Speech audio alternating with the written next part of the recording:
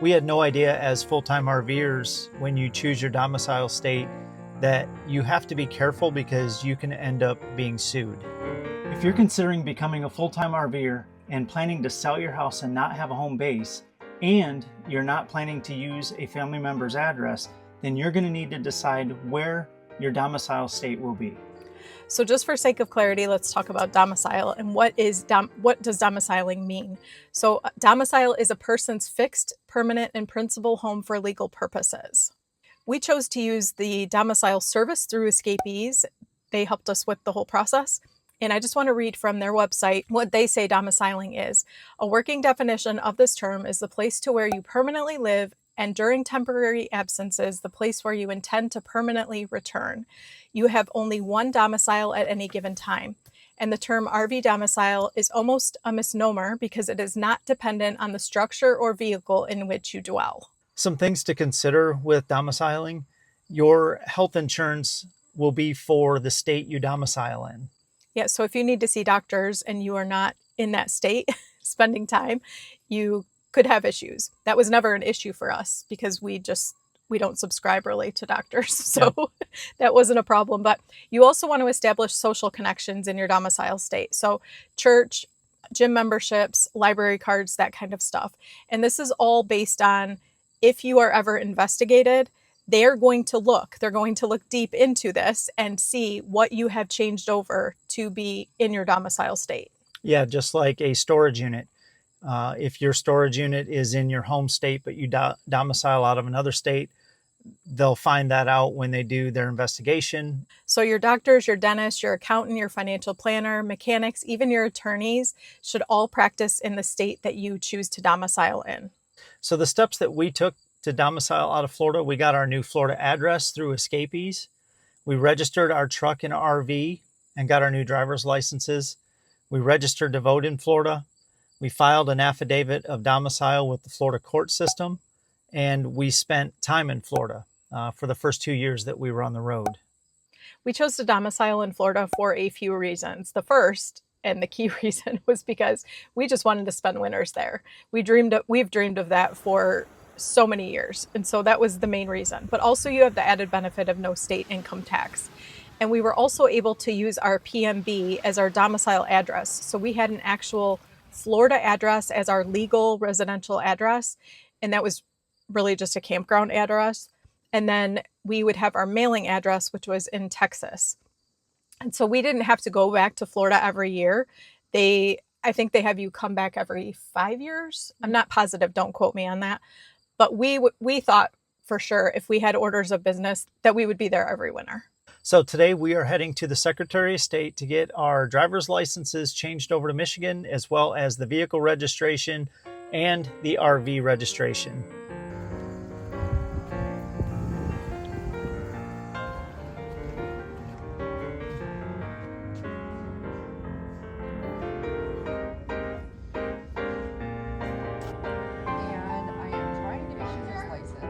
We're back at the DMV for the second time.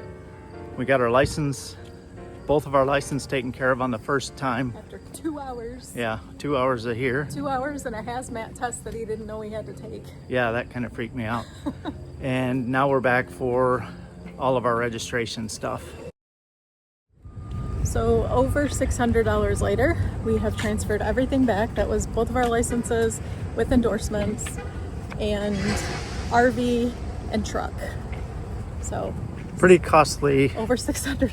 Pretty costly adventure here, but it was important. Yeah, I'm glad we're back. We're now officially Michigan residents. This domicile conversation is just one of many very important things that you need to think about if you are considering full-time RV life. We talk in depth about this along with so many other things in our Full-Time RV Life Academy. We know that there are other courses out there about becoming a full-time RVer, but we believe that ours is the most comprehensive and the most affordable.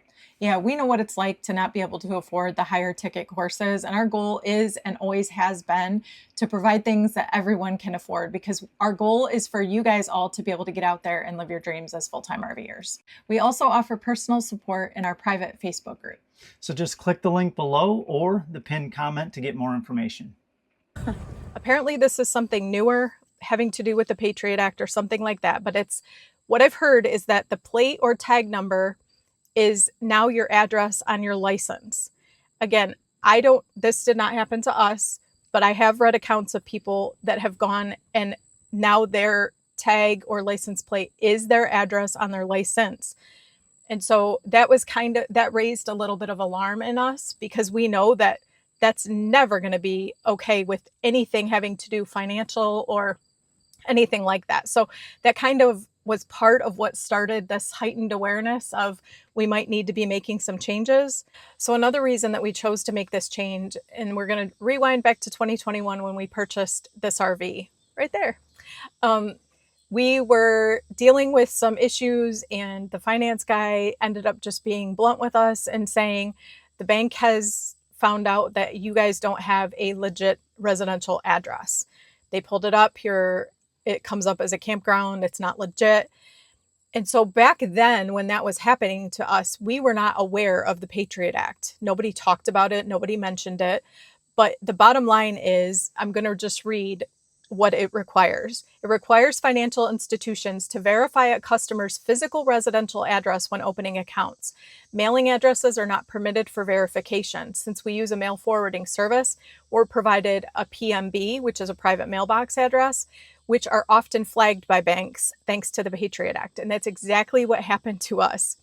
So you can be denied bank accounts, new or current. So even with our current bank, we were risking, if they ever did an audit, that we could end up having to close our accounts and be required to provide a legit physical address. So all the way around, this just felt so much safer for us. And another thing that happened to us was we received notice at the beginning of this year by the bank that we financed through that we had 30 days to get them a physical address. So we took care of it immediately. So quick clarification on that. At the beginning of the year, we were contacted by the bank that we financed through, and they had been running audits and had found that our domicile address was not a valid address according to their system. So it shows up as a campground address. So we had to provide them with a valid residential address. They did not state on the documentation what would happen if we did not provide them that, but we were not willing to take that risk. When you look at the legalities of domiciling outside of who you're domiciling through, you find that the requirements for domiciling are pretty strict, I guess I would say. So for us, that worked for the first couple of years, few years that we were on the road. Well, we have since found that it's not really working for us. Yeah, we're not getting back to Florida as often as we used to. We discovered Arizona. That's part of the problem. Is we discovered dry, warm, sunshine all the time winters in Arizona. Yep. And so that is definitely playing into it. But also just the legalities of when you really look into domiciling, it's actually kind of terrifying. And we just wanted to have that honest conversation about it. We did not move our bank accounts. We didn't move our storage, all of that to Florida, because we knew we would also be coming back to Michigan. And so it's just kind of been this like underlying tension. This is just an example of what we were talking about as far as being sued for your domicile state. This is on the Escapees website, and we will put a link below for this so you can read the entire article. There's a disturbing case out of Minnesota. A Minnesota couple, the Sanchezes, sold their house in Minnesota where they had been domiciled, bought an RV, and left the state. They spent a week in South Dakota doing the steps above. They got their new South Dakota address, registered their vehicles, and got their driver's licenses. They then left South Dakota and spent the next year and a half traveling the United States. Minnesota taxing authorities sued them, claiming they were still belonged to Minnesota. The Sanchezes argued that they had not been back to Minnesota, had no ties there, no house. But when the Sanchezes also admitted they had not spent time in South Dakota, they lost their case. They had to pay back taxes plus penalties and interest. So the moral to the story is it's not enough to choose a new state, go there for a week, fill out the paperwork, and then take off with no intention of returning to your new state of domicile. One of the factors that Minnesota cited when they challenged the Sanchez family's South Dakota domicile election was the professional relationships the Sanchezes maintained in Minnesota. Minnesota was able to discover the number of times the Sanchezes visited doctors and dentists in Minnesota. As you can guess, they maintain no such relationships in South Dakota. So the lesson here is, as best as you can, you should establish and maintain relationships with professionals in the county in which you domicile.